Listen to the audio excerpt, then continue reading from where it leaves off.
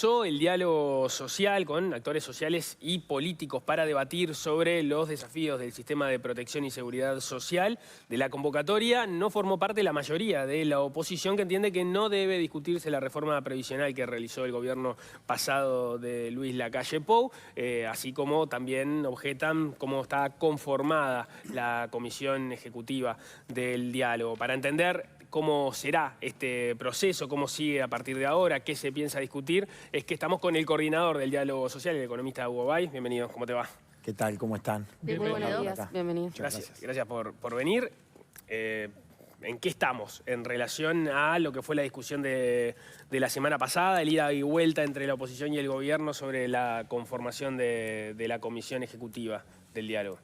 Bueno, la semana pasada fue una semana muy importante para nosotros porque, bueno, logramos realizar el lanzamiento del diálogo social y eso implica, bueno, estar cumpliendo con un compromiso que asumió este gobierno que tiene que ver con la instalación de un diálogo social para intercambiar y para, fundamentalmente, buscar acuerdos lo más amplios posibles en relación a cambios en la matriz de protección y seguridad social, ¿verdad? Evidentemente nos encontramos quizá con la novedad o con la sorpresa de que algunos partidos políticos, los de la oposición, o varios, no todos, pero varios, resolvieron no integrarse a la comisión ejecutiva, pese a que algunos incluso habían enviado ya los nombres de sus delegados y habían mostrado muy buena disposición. Eso en general todos a quienes visitamos en su momento para presentarles la hoja de ruta, ¿verdad?, que habíamos definido para el diálogo y lo hicimos en el marco de reuniones donde justamente las hicimos para recoger los comentarios que pudieran tener, las propuestas de modificaciones que eventualmente surgieran. En general, lo que recogimos fue muy buena disposición a participar de este proceso, pero bueno, el lunes nos encontramos con esa novedad y bueno, lo que nosotros seguimos manteniendo es la máxima flexibilidad para adecuar el formato de este diálogo social para que todos los participantes, digamos, o todos los convocados se sientan cómodos en relación al proceso que pretendemos hacer. Para nosotros es importante que en esa comisión ejecutiva, que es un poco el órgano que creamos para, bueno, conducir políticamente el proceso y donde se pretenden construir esos acuerdos con la base social y política más amplia posible, bueno, lo que pretendemos es que tenga la mayor pluralidad posible. Y por eso nos parece fundamental que estén todos los partidos políticos con representación parlamentaria y todos los actores sociales que bueno, tengan un vínculo directo con la agenda que tenemos prevista para el diálogo. Ahora hablamos del proceso, pero para terminar de despejar esto, ustedes dicen, se sorprenden porque había partidos que ya habían mandado el nombre de los integrantes que iban a participar del diálogo y los que no lo habían mandado, el caso del Partido Colorado, cuando salen de la reunión preparatoria hacen expresiones públicas en las cuales dicen que en la medida que el gobierno quería dialogar era de orden participar de una instancia como esa, por eso dicen que se vieron sorprendidos. Pero bueno, lo cierto es que pasó lo que pasó el lunes pasado. Estuvo este encuentro del presidente de la República por separado con los partidos. Ahora la pelota está en la cancha de gobierno. ¿Es el gobierno que tiene que hacer una contrapropuesta? No, el gobierno lo que tiene, como repito, es la mayor flexibilidad y la puerta está completamente abierta a contemplar cualquier propuesta de modificación en lo que tiene que ver con el formato de este proceso para integrar todas las voces en el intercambio. Pero entonces el gobierno está a la espera de que el Partido Colorado y el Partido Nacional digan no, bueno, si nos dan dos sillas en vez de una, estamos para participar, o ustedes van a hacer, bueno, esperen que buscamos una sala más grande y ponemos 2 sillas más por partido. No, la disposición a poner más sillas, tantas sillas como sean necesarias, para que todas las voces estén reflejadas, siempre estuvo disponible y seguirá estando, ¿verdad? Y una vez que este proceso comience, porque naturalmente el diálogo se va a realizar justamente por lo que decía al principio, porque es un compromiso de campaña. En la campaña electoral se fue muy claro, a la ciudadanía se le planteó un diálogo social, nunca se habló de un diálogo interpartidario, que es una herramienta muy válida para discutir un conjunto de cambios o de políticas públicas que se pretenden implementar, pero acá siempre se habló de un diálogo social que integrara gobierno, partidos políticos y organizaciones sociales. Y en ese sentido, nosotros vamos a cumplir con ese compromiso de campaña. El diálogo sigue. Ahora, las puertas están y van a seguir estando abiertas para que cualquiera se pueda integrar Y esto no tiene que ver por un problema de sillas, entre otras cosas porque hay que entender la lógica que tiene este proceso. Es decir, acá hablamos de una comisión ejecutiva que no pretende votar nada. Entonces, no es relevante el tema de la representación. No importa si viene 1, 3 o 5. En la medida en que no haya votación, es decir, no pasa por ahí. Pasa por tener a todas las voces opinando, por supuesto, pero también proponiendo, aportando insumos y mejorando, perfeccionando los acuerdos y las propuestas que se puedan discutir allí. Pero hablaste de buscar acuerdos y de construir acuerdos. En esa construcción de acuerdos, ¿no tiene una relevancia cuántos actores participan de una posición o de otra? No, no tiene ninguna relevancia, justamente porque acá la idea del diálogo social es terminar este proceso, allá por abril o eventualmente si se aprueba una prórroga será por el mes de junio del 2026, con un documento final que se le entregará en mano al presidente de la República, donde se establezcan los acuerdos que se hayan podido alcanzar por parte de los participantes que hayan estado de acuerdo con esas propuestas y se va a explicitar qué actores sociales o qué partidos políticos eventualmente puedan tener matices, diferencias o, bueno, disensos en general con lo que allí se converse y se acuerde. Entonces, en ningún momento se va a plantear un tema de, bueno, por 15 votos se aprobó tal acuerdo y por 7 votos estaban en contra no, otros está claro actores. Que el voto numérico no va a estar. Se va a explicitar qué actores políticos y qué actores sociales eventualmente estuvieron o no estuvieron de acuerdo. Entonces, y ahí es donde aparece esta cuestión que yo creo un poco extraña que surgió en los últimos días, que tiene que ver con comparar cosas que no son comparables, obviamente. No es comparable lo que es el Partido Nacional o el Frente Amplio con organizaciones sociales como la Red Pro Cuidados o la Plataforma de Infancias y Adolescencias, como tampoco nada de eso es comparable con el Ministerio de Trabajo o el Ministerio de Desarrollo Social. Son cuestiones distintas, entonces lo que en última instancia se va a reflejar es quiénes estuvieron de acuerdo y quiénes estuvieron en contra, y cualquiera que acceda a ese documento, que por supuesto va a ser público, podrá ver qué tipo de apoyos se construyeron. No es un tema numérico, no es un tema de si fueron 15, si fueron 12 o si fueron 18, sino quiénes en última instancia respaldaron esa propuesta. Es decir, y naturalmente puede haber propuestas que emerjan del diálogo social con una cantidad, digamos, de delegados dentro de esa comisión ejecutiva menor, que uno pueda considerar que tiene mucho mayor respaldo y apoyo social, y eventualmente puede haber otro tipo de acuerdos con mayor cantidad de apoyos, pero que si excluyen a ciertos actores políticos o sectores sociales, naturalmente vamos a estar de acuerdo en que van a ser propuestas con mucho menos respaldo y con mucho menos apoyo. Entonces, tengo un par de dudas. La primera es, porque hablando con integrantes de la oposición, ellos señalan que en realidad la propuesta siempre fue esta, la que hay ahora, sin posibilidades de abrirla a otras ideas o otra participación. Ellos dicen, cuando nos entregaron la propuesta venía así y así tenía que ser, en cuanto a la participación de los partidos. Y la otra duda que se me genera es, ¿el gobierno va efectivamente a hacer una contrapropuesta o va a esperar que la contrapropuesta venga de la oposición? Porque en eso estamos, en que uno espera que el otro le proponga y el otro espera que el otro le proponga y nadie lo propone. Está claro. La primera, la situación es que cuando nosotros fuimos a presentar esa hoja de ruta, mostramos la mayor flexibilidad y predisposición a recibir comentarios y cambios. Era una hoja de ruta abierta. Si no, le mandábamos por mail el documento, le decíamos, esto funciona de esta manera, el que se quiere se suma, el que no quiere no se suma. Para nosotros era muy importante construir una metodología, una arquitectura, en fin, una cantidad de características que tenía que tener el proceso que fuera validado por los participantes. Entonces, cuando fuimos a esas reuniones, en cada una de las 12 reuniones que mantuvimos, lo primero que se aclaró es que era un documento abierto a los comentarios y cambios que pudieran surgir. Y quizá la mejor demostración de eso es que hubieron cambios, porque hubieron actores sociales que en particular plantearon algunas modificaciones. Entonces, no hay problema con eso. Es decir, siempre estuvo planteado la posibilidad de incorporar cambios.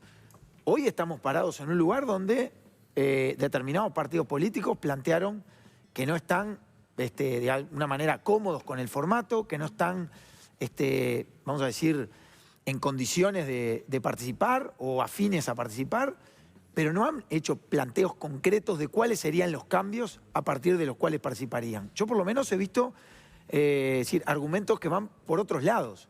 hay algunos que directamente invalidan, no es un problema de formato. Es decir, hay algunas cuestiones que tienen que ver con esto que da la impresión de que no son modificables para intentar que se sumen al intercambio.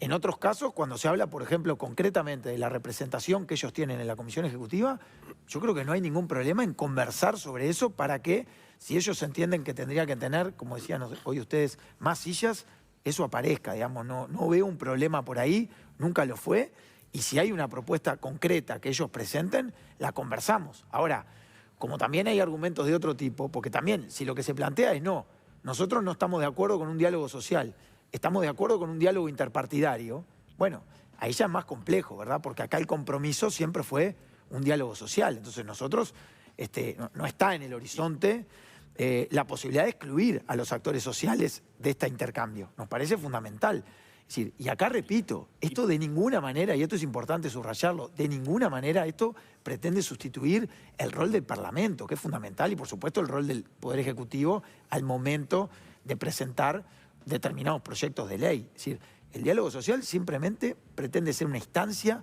horizontal, ¿verdad?, donde los partidos políticos, el gobierno y los actores sociales nos ponemos al mismo nivel para intentar construir una base de acuerdo. Es decir, sabemos que hay diferencias sobre este tema, si no justamente no se justificaría un diálogo de este tipo.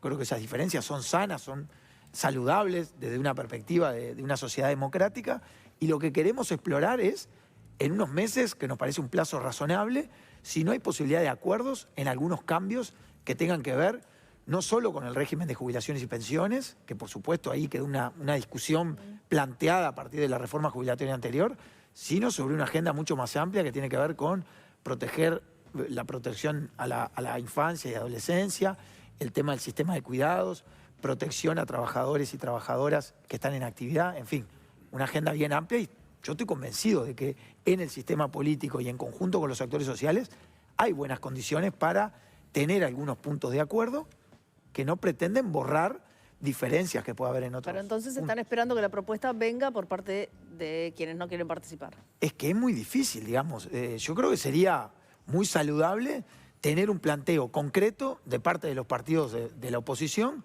de cuáles serían aquellos cambios sobre los cuales ellos se incorporarían al proceso. Porque si no, uno empieza como a tantear, decir, bueno, esto no, ya fuimos con una, nos dijeron que sí, o por lo menos mostraron buena disposición a participar, mandaron los nombres de los delegados. Por eso también la sorpresa. Nosotros ya teníamos, se enviaron correos electrónicos a los nombres de los delegados por parte de la Comisión Ejecutiva para comentarles cuándo iban a ser las primeras reuniones, cuándo iba a ser el primer seminario que va a ser la semana que viene. Es decir, y aparece un planteo de que no están dispuestos. Bueno, me parece que la pelota hoy más que nada está en si los partidos políticos o determinados partidos políticos entienden que este no es el formato, bueno, ¿cuál sería un formato adecuado para ellos? Y ahí van a encontrar de parte del Poder Ejecutivo una flexibilidad muy importante para intentar que se sientan cómodos, digamos, en el proceso, ¿verdad? Nos interesa que estén todas las voces, y yo particularmente estoy convencido de que Partido Nacional, Partido Colorado, Partido Independiente e Identidad Soberana, al igual que el resto de los participantes, son una voz clave que estoy convencido pueden mejorar mucho los acuerdos que construyamos y las propuestas que puedan surgir del diálogo. Recién hablaba del rol del Poder Ejecutivo y del Poder Legislativo, y es importante porque esto terminaría en junio de 2026 y se da esa prórroga. Ahí se mandarían las propuestas al Poder Ejecutivo, el Poder Ejecutivo haría los proyectos de ley necesarios, eso iría a una Cámara primero, después todo el proceso iría a la otra Cámara. Eso es lo lógico, a veces tiene que volver a alguna Cámara, pero bueno, dejémoslo ahí. ¿Para cuándo estimaría Bay que podría sancionarse algo de lo emergido, de lo que haya salido del diálogo social? Bueno, para nosotros el tema de los plazos fue un factor clave, por eso, por ejemplo, quizá el tema de los plazos era un aspecto dentro de la hoja de ruta que quizá no formaba parte de la negociación, en términos de modificar. Si nosotros hubiéramos recibido el planteo de que esto, en lugar de durar algo menos de un año, durara 2 o 3 años, quizá ahí hubieran visto menos flexibilidad por parte del Poder Ejecutivo, porque para nosotros es fundamental que este proceso termine en algunos cambios concretos que forman parte de compromisos que asumió el gobierno con la ciudadanía. Pero que nunca Entonces, estarían antes de 2027, por ejemplo. que no estarían antes de 2027, porque Con justamente suerte. el resultado del diálogo social pretende estar vamos a decir, sobre fines del primer semestre del año que viene, y allí se presentarían los proyectos de ley que nosotros esperamos el Parlamento discuta y apruebe, mejore y apruebe, diría yo, a lo largo del segundo semestre de ese año. Por lo tanto, probablemente esos cambios estén. Ahora, pensemos, eso no quiere decir que el país no vaya avanzando en algunos planos. Bueno, el pero- diálogo tiene una mirada de construir o de, por ejemplo, por lo menos acordar determinados cambios en términos de la matriz de protección y seguridad social con una mirada de mediano plazo. Acá no se están planteando cosas que vamos a hacer el año que viene. Para eso, por ejemplo, tenemos la discusión en el marco de la ley de presupuesto. Bueno, pero a eso iba, porque como hay una enorme expectativa con esto y como hay temas que son muy sensibles y que están postergados o que tenemos problemas urgentes que solucionar, primera infancia, pobreza infantil, en fin, hay como mucha expectativa en esto, pero en realidad los cambios van a tener que ser antes y van a ser mediante la ley del presupuesto, las apuestas para corregir estos temas. Esto va a llegar después, cuando ya estén en marcha las soluciones que ya se han implementado. No, yo diría que en el marco de la ley de presupuesto lo que se van a hacer es discutir algunos cambios inmediatos para el año que viene. Eso va a estar planteado y eso naturalmente no puede esperar a los tiempos del diálogo social. Ahora, en el diálogo social, por ejemplo, en materia de pobreza infantil, que es un fenómeno multicausal y que no pretendemos resolverlo a partir quizá de una discusión dentro del diálogo que va a tener sobre todo con, garantizar o avanzar en términos de lo que es la seguridad económica en los hogares de situación de mayor vulnerabilidad, donde están esos niños y niñas en situación de pobreza. La pobreza infantil también remite a cuestiones de vivienda, de educación, cuestiones de inserción laboral de los jefes de hogar y sobre todo de las jefas de hogar que forman parte de esos hogares, y son todos temas que por supuesto forman parte de la agenda de gobierno donde se pretenden implementar cambios, pero que no todos ellos van a estar en la discusión del diálogo social. Ahora, en lo que sí seguramente va a estar en la discusión del diálogo social, lo que estamos pensando es imaginar cuál es la matriz de protección para la primera infancia en términos de seguridad económica que el país tiene que tener para enfrentar los retos que tienen que ver con el cambio demográfico, los cambios económicos, sociales, y es una matriz que la imaginamos a 10 años quizá. Y después la discusión es cómo transicionamos hacia ahí. Entonces, no son discusiones que sean sustitutas, son complementarias. Es decir, hay una cuestión que tiene que ver con qué cambios inmediatos tenemos que hacer y que forman parte de compromisos que se hicieron ante la ciudadanía en 2026 o en 2027, y hay una cuestión que tiene que ver con si no hay condiciones para repensar, por ejemplo, las transferencias no contributivas que se otorgan a través del MIDES, y si no hay oportunidades de mejora en eso, que tengan que ver con un sistema más unificado, por ejemplo, que integre los diversos programas que hoy pretenden asistir a los hogares con diferentes instrumentos. Nosotros pensamos que hoy se puede pensar en la idea de una unificación de esas herramientas, ¿verdad? Estoy hablando de las asignaciones familiares de la ley anterior, del plan de equidad, la tarjeta Uruguay Social y otros dispositivos más pequeños que hoy existen, y también ampliar la cobertura, mejorar la suficiencia, es decir, una cantidad de cuestiones que yo creo que es una discusión complementaria y esa es la mirada del diálogo social. Pero combinando eso con lo... Ah, dale. No, pero que tampoco nada impide que se traten antes. Que venga un legislador y diga en el Parlamento, tengo esta visión sobre este tema y se trate antes también. Por supuesto que no lo impide, pero que son dos cosas distintas. Una cosa es, mediante una ley, incrementar el monto de una transferencia específica, Sí, otra que es es una medida rediseñarlo. legítima, y otra cosa es, con una mirada de mayor alcance, digamos, de mediano plazo, dar algunas discusiones. Por ejemplo, si corresponde o no corresponde, por ejemplo, tener algunas contraprestaciones cuando uno otorga determinada prestación, ¿verdad?, a esos hogares. O si los mecanismos que tenemos que lograr, por ejemplo, para que las niñas y niñas se hagan los controles en el sistema de salud que tienen que hacer o asistan al sistema educativo, dos aspectos que, por ejemplo, todos probablemente estemos de acuerdo en que tienen que ocurrir y desde el Estado tenemos que garantizar que esos derechos se ejerzan, digamos, por parte de esos niños y niñas. Bueno, quizá hay otros instrumentos y no es tanto suspender, digamos, la prestación económica que se le otorga. Entonces, esa es una discusión para dar que tiene que ver quizá con una mirada más de mediano plazo del sistema que nos imaginamos cuando hablamos, por ejemplo, del alcance de la cobertura, ¿no? Pero está bien entonces, siguiendo con lo que plantea Leo, decir, bueno, a este gobierno en sus resultados respecto a infancia, a cuidados, a protección social de los trabajadores activos, hay que juzgarlo eventualmente por lo que se plantee en el presupuesto, por lo que se vaya haciendo al margen del diálogo social y en todo caso el diálogo social, como va a llegar más sobre el final del periodo, va a condicionar o generar condiciones para los siguientes periodos. No va a aparecer la excusa de acá no nos dio el tiempo porque hicimos el proceso de discusión del diálogo social, llegamos con la ley y bueno, y esto se instrumenta sobre el final del periodo, entonces no pudimos ver los buenos resultados que vamos a cosechar a partir del diálogo. No, la idea es que este diálogo tenga resultados en lo inmediato, probablemente no serán en 2026, pero en el corto plazo y que las medidas que vaya tomando el gobierno vayan en sintonía con las visiones que nosotros tenemos de para dónde debe ir el sistema de protección y seguridad social. Entonces, son dos cuestiones complementarias, pero nosotros no estamos pensando en que el diálogo social lo que plantea es una agenda para el año 2030 en la cual de ninguna manera se aborden a partir de ahí los desafíos inmediatos que tiene el país en términos de protección en la infancia, en términos de cuidados. No. Para bajarlo, nosotros perdóname. pensamos que en el año, cuanto antes, digamos, tenemos que tener cambios que de alguna manera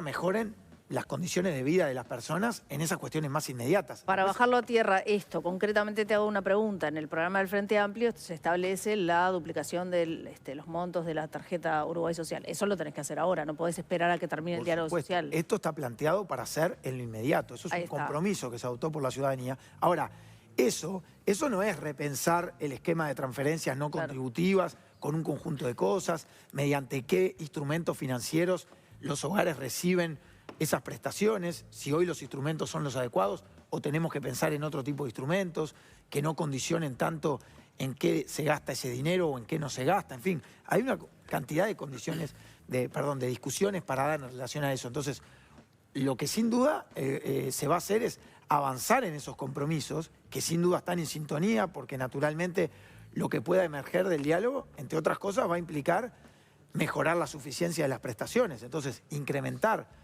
en determinado porcentaje, por ejemplo, en la tarjeta Uruguay Social, va en sintonía con lo que podamos discutir ahí. Ahora, probablemente del diálogo social surjan otras propuestas que nosotros pretendemos que se implementen en el plazo más inmediato pero no posible. Vas a tener presupuesto. Y que eso no va a estar probablemente para la discusión de presupuesto de este año, pero quizás ya pueda estar para las próximas rendiciones de cuentas. O sea, la idea es manejarlo en los plazos más inmediatos posibles porque esos cambios no admiten demasiada demora, ¿no? Claro, pero sí en la discusión del presupuesto de este año debería el gobierno incluir las promesas de campaña. Es decir, este aumento, el aumento de partidas concretamente para la pobreza infantil, no esperar a que el diálogo social lo cristalice. Yo creo que son cuestiones complementarias. El gobierno tiene un conjunto de compromisos que pueden formar parte de la discusión presupuestal, sin duda, y también está la restricción fiscal, ¿no? Sabemos que, es decir, nos encontramos con una situación fiscal un poco diferente de la que uno podía percibir hasta hace no muchos meses, y naturalmente ahí hay una discusión que hoy se está procesando, todavía la ley de presupuesto no se han presentado los lineamientos, las características, no va a estar dentro de mucho, y ahí se va a conocer en detalle, cuáles son las prioridades de gasto público social en términos de atender, las situaciones más urgentes. Sin duda, el tema de la pobreza infantil es una situación de las más urgentes que tiene el gobierno entre manos y seguramente va a haber cambios que respondan a esa situación. Es decir, ahora después, no es el momento ahora de establecer qué cosas van a estar o no van a estar dentro de la ley de presupuesto. Sin duda, va a haber avances en relación a eso, que yo digo van a ser complementarios a las cuestiones que se vayan conversando, acordando dentro del diálogo e implementando en los plazos más inmediatos posibles, que no implica en 2029 o en 2030, sino que esto tiene que repercutir en lo inmediato, ¿verdad? Y después hay otras discusiones que obviamente son más de mediano plazo. Cuando pensamos en el sistema de jubilaciones y pensiones, ahí está claro, no ocurrió en el periodo anterior, no va a ocurrir ahora, que a la gente se le cambien las condiciones jubilatorias en lo inmediato, ¿verdad? Eso está claro. Hay una Ahí, diferencia... sin duda estamos mirando el sistema en términos de mediano plazo. Me interesa entrar ahí porque hay una diferencia bien clara en relación al diálogo del año 2021, del cual vos formaste parte, con el diálogo de 2025, y es que el abanico de temas que se van a tratar es mucho más amplio ahora, va desde la infancia hasta la vejez, para ser un poco sintéticos. Pero hablando exclusivamente del tema previsional, Sí. ¿dónde ubicás vos las diferencias con el diálogo que hubo en 2021? Es una pregunta, y la segunda es si ese conocimiento que se construyó en el año 2021 va a ser de utilidad para esta instancia. Bueno, sobre lo segundo, por supuesto. Digo, creo que cualquier proceso, en particular, vamos a decir, la comisión de expertos que se creó por ley en Por el la periodo anterior y que tuvo un proceso de trabajo de 1 año, si bien yo entiendo que era un proceso que no tuvo éxito en términos de construir esos acuerdos políticos y sociales para avanzar en una reforma jubilatoria con mayor consenso, es decir, desde ese punto de vista no resultó un proceso exitoso, yo creo que fue una herramienta muy valiosa en términos de aportar insumos técnicos y mejorar la calidad del debate, ¿verdad? Y por supuesto que hoy partimos de una base mejor por ese proceso. Entonces, y eso no quiere decir que ahí se haya agotado. Nosotros hoy estamos planteando determinados trabajos con técnicos, con especialistas, con expertos, que nos parece que van a complementar algunos estudios que ya se presentaron en el periodo anterior y que dan cuenta de otros fenómenos que quizás no fueron suficientemente analizados. Ahora, también hay otras características que diferencian en los procesos. Justamente, acá pensamos en un ámbito, como yo decía al principio, que tiene un carácter más político, ¿verdad? Donde nosotros pensamos que los representantes políticos, tanto de los partidos como de los actores sociales, están en mejores condiciones de construir esos acuerdos que requieren flexibilidad, requieren negociación, y que me parece que un ámbito de expertos es más complicado, ¿verdad? Es decir, acá esencialmente lo que tenemos es una discusión de carácter política, que tiene que estar muy fuertemente apoyada por una discusión técnica, porque sabemos que son temas muy complejos, pero a diferencia de otros temas que uno podría pensar, bueno, remiten estrictamente a los especialistas, no sé, si uno se pusiera a pensar en la vacuna en su momento cuando la precisábamos para la pandemia. A nadie se le hubiera ocurrido llamar a las organizaciones sociales para ver cómo podíamos construir una vacuna que nos resolviera los problemas que teníamos.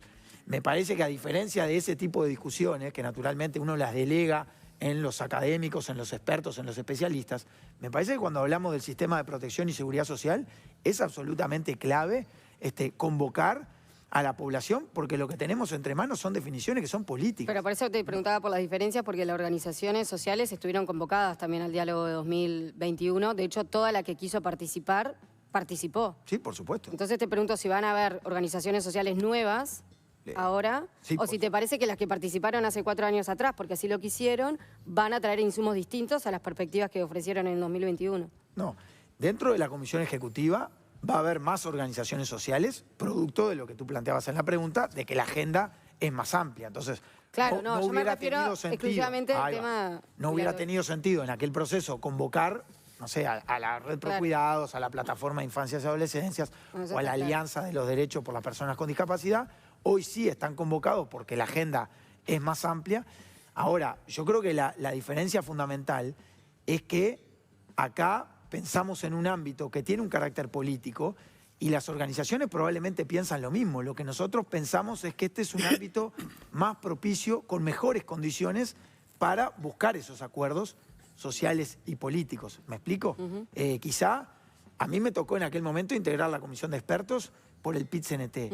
Mi impresión es que si en aquel momento alguien hubiera querido tener un acuerdo político con el PIT-CNT, claramente no hubiera sido con un técnico del Cuesta Duarte, que en aquel momento, por supuesto que yo tenía el aval del PIT-CNT para integrar esa comisión, pero me parece que no era el mejor, la persona más adecuada en todo caso, es decir, el PIT-CNT tiene sus autoridades políticas, y entonces nosotros creemos que en este espacio, en función del perfil de las personas que van a integrar este ámbito, me parece que hay mejores condiciones. Ahora, después, este proceso que recién se inicia, veremos cómo avanza y con qué termina. Hugo, Yo apuesto a que hay buenas condiciones para generar esos acuerdos, pero el tiempo dirá, ¿no? Breve porque tenemos que cerrar, pero ¿cómo van a articular las posiciones del Ejecutivo a la hora del diálogo? Porque ahí quedan de manifiesto que hay un montón de miradas diferentes. Si lo miramos para las discusiones para atrás, si pensamos en el Ministro de Trabajo, estaba a favor del plebiscito y en contra de la reforma del gobierno. En tu caso estuviste en contra de la reforma, en contra del plebiscito y en contra de la reforma del gobierno.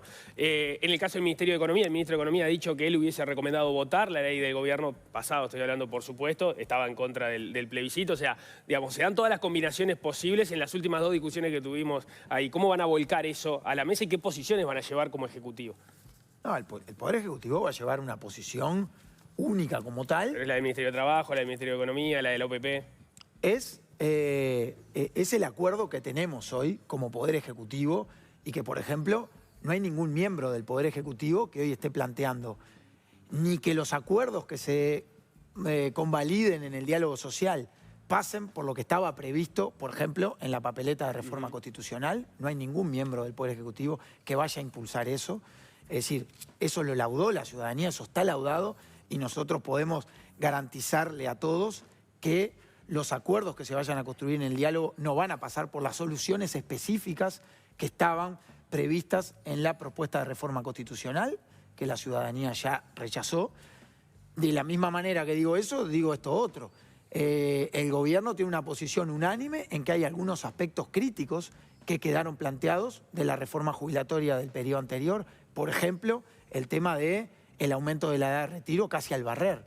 Entonces, hoy el Poder Ejecutivo tiene una visión crítica y todos los actores que lo integran la tienen en cuanto a que hay que avanzar en cambios que permitan ir hacia un modelo de retiro estratificado, que en la medida en que la sociedad envejece, por supuesto, implique que en promedio, digamos, y como sociedad nos retiremos gradualmente algo más tarde, pero que eso al mismo tiempo contemple las desigualdades muy claras con las que llegan las personas al momento de retiro. Desigualdades que tienen que ver con el desgaste físico, con la probabilidad de tener empleo en función de las habilidades y capacidades acumuladas por las personas a lo largo de trayectorias laborales que son bien diferentes y, por supuesto, también con la diferencia en lo que es la expectativa de vida por nivel socioeconómico, es decir, ese aumento de la longevidad que está por detrás de ese envejecimiento poblacional no se distribuye de la misma manera. Entonces nosotros pensamos que hay que acordar en el marco del diálogo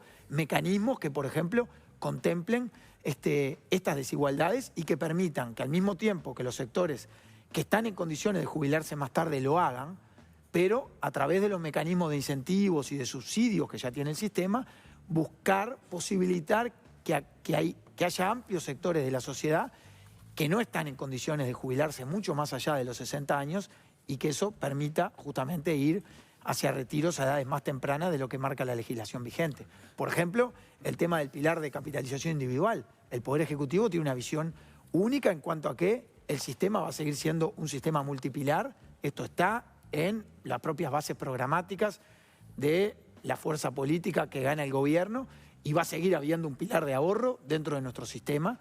Ahora, el hecho de que se haya rechazado el plebiscito y se haya rechazado la eliminación del componente de capitalización individual no inhibe de hoy pensar que el diálogo social pueda ser un ámbito para discutir mejoras en el funcionamiento de ese pilar. Y ahí hay una posición de todo el Poder Ejecutivo de por dónde pueden pasar esas mejoras y lo que queremos hacer es, en conjunto con los actores sociales y con el conjunto de los partidos políticos, acordar cuáles pueden ser esas mejoras. ¿Y cuánta, o sea, vuelvo a lo que preguntaba Paula, del si era numérico o no la votación, es decir, no es numérico, no es numérico. Pero en algún momento se tiene que decir, ¿esta propuesta se pone o no se pone? ¿Cómo se va a decidir? ¿Por mayoría de organizaciones? No va a ser por mayoría.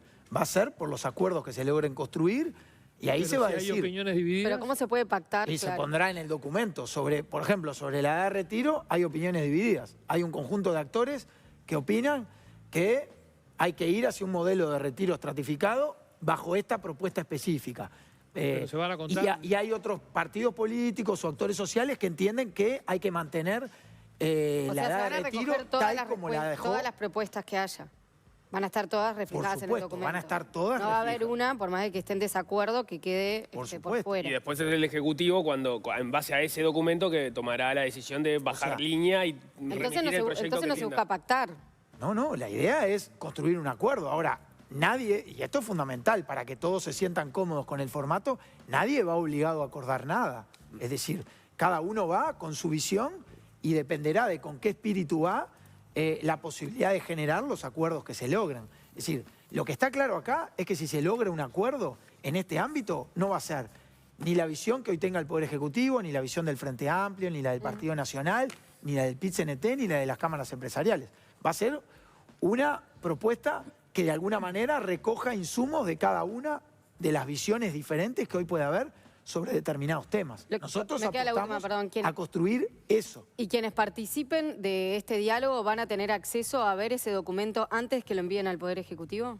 Sí, por supuesto, lo vamos a construir entre todos y la idea es que el documento sea lo más transparente posible. También pretendemos que todos se sientan contemplados en ese documento, entre otras cosas porque si nosotros hacemos un documento donde pretendemos tratar de que aparezca o el Partido Nacional o el PIT-CNT o cualquier otro actor diciendo lo que no piensa, nos vamos a encontrar con que al otro día probablemente estén acá en esta mesa planteando que lo que nosotros pretendimos reflejar en ese documento no los representa. Entonces, la realidad es que nos vamos a manejar con la más absoluta transparencia en términos de reflejar la visión y las propuestas que tengan cada uno de los actores. Bien.